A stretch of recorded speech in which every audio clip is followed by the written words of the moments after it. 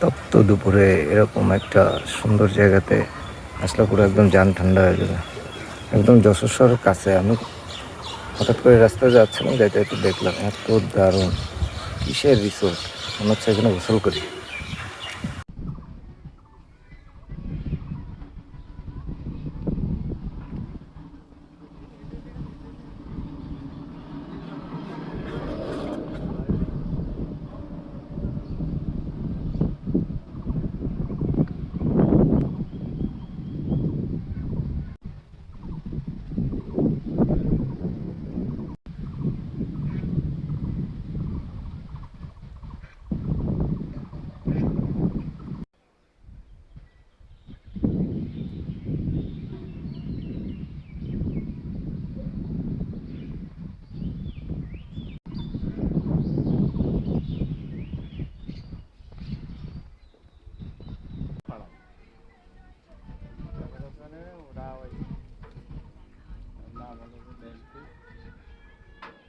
বাপ ওই সময় চাকরি করতে তো কোটে, আর সেই সময় অল্প দামে বিক্রি হয়েছে, সব জমি বিক্রি হয়েছে এই জায়গা তো কোনো জমির দামই ছিল না।